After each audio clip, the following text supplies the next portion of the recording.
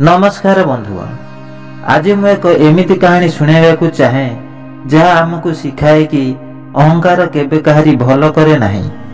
यही कहानीटी गोटे महान राजार गर्व एवं तार परिणाम विषय आलोचना करा जायछि, जहाँ शेषरे तांकु एवं तांकर वंशधर पाई खराब प्रमाणित होईछि।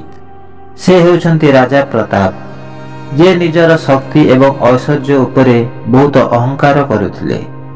एही अहंकारर परिणाम केवल तांकु नुहे, तांको पुत्र अनिरुद्धंकु भी भोगिबाकू पड़िथिला। तेबे आसंतु जिबा राजा प्रतापको आड़कू एवं जानिबा किपरि तांकर अहंकार तांकर राज्य एवं वंशधरकू दुखर सागर रे भसाई देइथिला। बहुत दिन पूर्वरु विराटनगर नामक एक राज्य थिला, जार शासक राजा प्रताप थिले। राजा प्रताप तांकर शक्ति एवं ऐश्वर्य उपरे एते अहंकार थिला जे से निजकू देवता मानक ठारू उपरे भाबिबाकू लागिले। तांकर अहंकार एते बढ़ी जाइथिला जे से तांक राज्य रे ऋषि और साधु को अपमानित करिबाकू लागिले। से भाबुथिले जे तांक साम्राज्य रे केबे पतन हेबो नाही, तांक शक्ति आगरे केही ठिया होई परिबे नाही। दिने राजा प्रताप सुनिबाकू पाइले ऋषि देवदत्त नामक जने तपस्वी पाख जंगल रे तपस्या करुछंती। राजा प्रताप यह सुनी बरदास्त करि परिले नाही जे जने साधु तांको राज्य रे तांको अनुमति बिना तपस्या करुची। से निज ताकतर अहंकार रे ऋषि देवदत्त को दरबार को डकाई पठाइले। ऋषि देवदत्त आसी राजदरबार रे पहुंचिला परे राजा ताकू सम्मान करिबा बदल रे अपमानित करिबाकू लागिले। से कहिले, तुम परी साधु सन्त माने जंगल रे बुलंती एवं निजकू बड़ तपस्वी बोली भावंती, किंतु तुम तपस्या रे कौन मूल्य अछि? तुमे राज्य चढ़ाई परिबो ना राज्य जय करि परिबो? तुमको मो राज्य रे तपस्या करिबाकू किए अनुमति देला? यह मोर राज्य एवं एठारे सबु मो अनुमति रे होई थाए। तुम तपस्या रे मो राज्य रे किछि तो लाभ हेबो नाही, एणु मोर आदेश तुमे मो राज्य रे तपस्या कर नाही। ऋषि देवदत्त शांत एवं स्थिर स्वर रे कहिले, महाराज, आपण आपणक शक्ति एवं ऐश्वर्य उपरे एते अहंकार करिबा उचित नुहे। कारण जे व्यक्ति निजर शक्ति एवं ऐश्वर्य उपरे अहंकार करे तार भविष्यत विनाश आड़कू गति करिथाए। ये अहंकार आपण को नष्ट करिदेब। ए कथा सुनी राजा हसिबाकू लागिले एवं कहिले, तुम परी साधु मते नीति शिक्षा देबे? तुमको मो राज्य विषय कौन जणा अछि ना मो शक्ति विषय? मो देवता मानक ठारू उपरे अछि। तुम परी साधु पुणी मते शिखाइबे? ऋषि देवदत्त रागी करी कहिले, महाराज, तुमर ए अहंकार तुम पतनर कारण हेबो। तुम राज्य रे भयंकर परिस्थिति आसीबो एवं तुम वंशधर मध्य एही अभिशाप रे पीड़ित हेबे। राजा प्रताप ऋषि कथा को हसरे उड़ाई देले, कहिले, तुमर अभिशाप मोर किछि करि परिबो नाही। चली जाओ एठारु, तुमर तपस्या कर एवं मते मोर राज्य उपरे राज करिबाकू दियो। ऋषि देवदत्त दुख एवं क्रोध रे राजा को अभिशाप देले, तुम राज्य रे अकाल पड़िबो, बन्या हेबो एवं महामारी तार तांडव करिबो। तुम शक्ति तुम हाथ रे रहिबो नाही। तुमर वंशधर मध्य एई अभिशाप रे पीड़ित हेबे। जे पर्यंत केही जणे तुमर भूल को सुधारिबा को चेष्टा न करिसंती से पर्यंत तुम राज्य रे मो अभिशाप र छाया रहिबो। यह कही ऋषि देवदत्त सेठारु चली गले। राजा प्रताप ऋषिଙ୍କର अभिशाप को ध्यान देले नाही। किछि दिन परे धीरे धीरे ऋषि देवदत्तଙ୍କ अभिशाप तार प्रभाव देखाइबा आरंभ कला।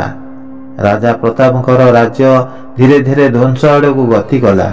दुर्भिक्ष, बन्या एवं महामारी राज्य रे व्यापी गला एवं तांकर शक्ति नष्ट हेबारे लागिला। तांको स्वास्थ्य बिगिड़िबारे लागिला एवं शेषरे से रोगरे पड़िले। निज महल रे से निजकू एका अनुभव करिबाकू लागिले। निज जीवनर शेष समय रे से बुझिथिले जे मनीषर अहंकार ताकू किपरि ध्वंस आड़कू नहीं पारे।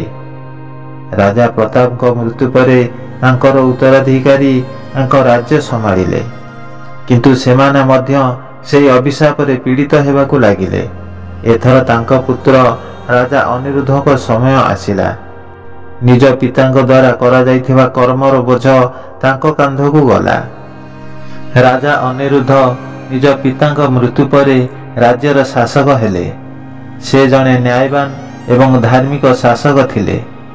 ନିଜ ପ୍ରଜାମାନଙ୍କର ଭଲ ପାଇଁ ସେ ସର୍ବଦା ଚିନ୍ତା କରୁଥିଲେ। ରାଜ୍ୟରେ ଦୁର୍ଭିକ୍ଷ, ମହାମାରୀ ଏବଂ ବନ୍ୟା ପରିସ୍ଥିତି ବାରମ୍ବାର ଆସୁଥିବାର ଦେଖି ସେ ବୁଝିପାରିଲେ ଯେ ଋଷି ଦେବଦତ୍ତଙ୍କ ଅଭିଶାପ କାରଣରୁ ଏପରି ସମସ୍ୟା ସୃଷ୍ଟି ହେଉଛି। ରାଜା ଅନିରୁଦ୍ଧ ଏଥିପାଇଁ ବହୁ ଚିନ୍ତିତ ଥିଲେ ଏବଂ ଏ ଅଭିଶାପରୁ ମୁକ୍ତ ହେବାକୁ ସେ ଉପାୟ ଖୋଜୁଥିଲେ। ରାଜ୍ୟର ସିଂହାସନ ଏବଂ ଐଶ୍ୱର୍ଯ୍ୟରେ ତାଙ୍କ ମନ ରହିଲା ନାହିଁ। ସେ ବହୁଦିନ ପର୍ଯ୍ୟନ୍ତ ଭଗବାନଙ୍କୁ ପ୍ରାର୍ଥନା କଲେ, କିନ୍ତୁ ତାଙ୍କୁ କୌଣସି ଫଳ ମିଳିଲା ନାହିଁ। ଥରେ ରାତିରେ ଶୋଇଥିବା ସମୟରେ ସେ ଋଷି ଦେବଦତ୍ତଙ୍କୁ ସ୍ୱପ୍ନରେ ଦେଖିଲେ। ଋଷି ତାଙ୍କୁ କହିଲେ, ରାଜା ଅନିରୁଦ୍ଧ, ତୁମର ବଂଶ ଉପରେ ଅଭିଶାପର ଛାୟା ଅଛି, କିନ୍ତୁ ତୁମେ ତାର ସମାଧାନ କରିପାରିବ। ତୁମେ ତୁମ ରାଜବଂଶର ଭୁଲକୁ ଅନୁତାପ କରି ମୋ ପାଖକୁ ଆସି କ୍ଷମା ମାଗିବା ଆବଶ୍ୟକ। ରାଜା ଅନିରୁଦ୍ଧ ନିର୍ଣ୍ଣୟ କଲେ ସେ ଋଷି ଦେବଦତ୍ତଙ୍କୁ ଭେଟ କରି କ୍ଷମା ପ୍ରାର୍ଥନା କରିବେ। ସେ ରାଜମହଲକୁ ତ୍ୟାଗ କଲେ ଏବଂ ଏକ ସାଧୁ ବେଶରେ ଜଙ୍ଗଲକୁ ଗମନ କଲେ। ଜଙ୍ଗଲର ଯାତ୍ରା ତାଙ୍କ ପାଇଁ ଅତ୍ୟନ୍ତ କଠିନ ଥିଲା। ତାର ଚଲାପଥରେ କେତେଥର ଭୋକ ଏବଂ ଶୋଷ ତାକୁ କଷ୍ଟ ଦେଇଥିଲା। ସେ ଜଙ୍ଗଲର ଫଳମୂଳ ଏବଂ ଝରଣାର ପାଣି ପିଇ ନିଜର ଭୋକ ମେଣ୍ଟାଇଥିଲେ। ରାତିରେ ଥଣ୍ଡା ପବନ ଏବଂ ପଶୁପକ୍ଷୀଙ୍କ ଚିତ୍କାର ତାଙ୍କର ନିଦ ହଜାଇ ଦେଇଥିଲା। ଦିନକୁ ଦିନ ରାଜା ଅନିରୁଦ୍ଧଙ୍କ ଯାତ୍ରା କଠିନ ହେବାକୁ ଲାଗିଲା, କିନ୍ତୁ ଋଷି ଦେବଦତ୍ତଙ୍କ ନିକଟରେ ପହଞ୍ଚିବା ପାଇଁ ତାଙ୍କର ସଂକଳ୍ପ ତାଙ୍କୁ ଆଗକୁ ବଢ଼ିବାକୁ ପ୍ରେରଣା ଯୋଗାଇଥିଲା। ତାଙ୍କ ଶରୀର ଥକି ଯାଇଥିଲା, କିନ୍ତୁ ତାଙ୍କ ହୃଦୟରେ ଏକ ଅବିସ୍ମରଣୀୟ ବିଶ୍ୱାସ ଥିଲା ଯେ ଋଷିଙ୍କ ଠାରୁ କ୍ଷମା ପ୍ରାର୍ଥନା କରି ସେ ନିଜ ବଂଶକୁ ଅଭିଶାପରୁ ମୁକ୍ତ କରିବ। କିଛି ଦିନ କଠିନ ଯାତ୍ରା କରିବା ପରେ ରାଜା ଅନିରୁଦ୍ଧ ଋଷି ଦେବଦତ୍ତଙ୍କ ଆଶ୍ରମ ଖୋଜିବାରେ ସଫଳ ହେଲେ। ସେଠାରେ ପହଞ୍ଚିବା ପରେ ସେ ଋଷିଙ୍କ ପାଦ ଧରି କହିଲେ, ହେ ଭଗବାନ, ମୋ ପିତାଙ୍କ ଦ୍ୱାରା କରାଯାଇଥିବା ଅପରାଧର କାରଣରୁ ଆମର ରାଜ୍ୟ ଆଜି ଦୁଃଖରେ ବୁଡ଼ିଲାଣି।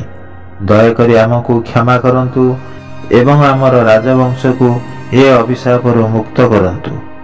ଋଷି ଦେବଦତ୍ତ ଅନିରୁଦ୍ଧଙ୍କ ନମ୍ରତାକୁ ଦେଖି କହିଲେ, ରାଜା ଅନିରୁଦ୍ଧ, ତୁମର ପିତାଙ୍କ ଦ୍ୱାରା କରାଯାଇଥିବା ପାପର ଭାର ତୁମେ ତୁମ କାନ୍ଧକୁ ନେଇଛ, ଯାହା ତୁମ ପାଇଁ ବହୁତ କଠିନ ଥିଲା, କିନ୍ତୁ ତୁମ ତପସ୍ୟା ଏବଂ ଉତ୍ସର୍ଗ ମୋତେ ଖୁସି କଲା। ମୁଁ ତୁମର ବଂଶକୁ ଅଭିଶାପରୁ ମୁକ୍ତ କରୁଛି, କିନ୍ତୁ ତୁମେ ଗୋଟିଏ କଥା ମନେ ରଖିବ, ଅହଙ୍କାର କେବେ କାହାକୁ କିଛି ଲାଭ ଦିଏ ନାହିଁ। ରାଜା ଅନିରୁଦ୍ଧଙ୍କ ରାଜ୍ୟରେ ପୁଣି ସମୃଦ୍ଧି ଏବଂ ଶାନ୍ତି ଆସିଲା। ତାଙ୍କର ତପସ୍ୟା ଏବଂ ଆତ୍ମସମର୍ପଣ ଋଷି ଦେବଦତ୍ତଙ୍କ ଅଭିଶାପ ଦୂର କଲା, କିନ୍ତୁ ରାଜା ଅନିରୁଦ୍ଧ କେବେ ବି ନିଜ ପିତାଙ୍କ କାର୍ଯ୍ୟକଳାପ ଏବଂ ତାଙ୍କର ପରିଣାମକୁ ଭୁଲି ପାରିଲେ ନାହିଁ। ସେ ଜୀବନ ସାରା ଶିକ୍ଷା ଦେଇଥିଲେ ଯେ ଜଣେ ବ୍ୟକ୍ତିର ଅହଙ୍କାରର ପ୍ରଭାବ ତାଙ୍କ ପୁରା ବଂଶ ଉପରେ ପଡ଼ିଥାଏ। ରାଜା ପ୍ରତାପଙ୍କ ଅହଙ୍କାର ଏବଂ ରାଜା ଅନିରୁଦ୍ଧଙ୍କ ପରୀକ୍ଷା ଆମକୁ ଏହି ଶିକ୍ଷା ଦିଏ ଯେ ଅହଙ୍କାର ଏବଂ ଗର୍ବ କେବଳ ଜଣେ ବ୍ୟକ୍ତି ନୁହେଁ, ତାଙ୍କ ପରିବାର ଏବଂ ତାଙ୍କ ବଂଶକୁ ମଧ୍ୟ ନଷ୍ଟ କରିପାରେ। ଆମର ଭୁଲ ପାଇଁ ପ୍ରାୟଶ୍ଚିତ ଏବଂ ପ୍ରକୃତ ହୃଦୟରେ କ୍ଷମା ମାଗିବା ଆମକୁ ମୁକ୍ତି ଏବଂ ଶାନ୍ତି ପାଇଁ ବାଟ ଦେଖାଏ।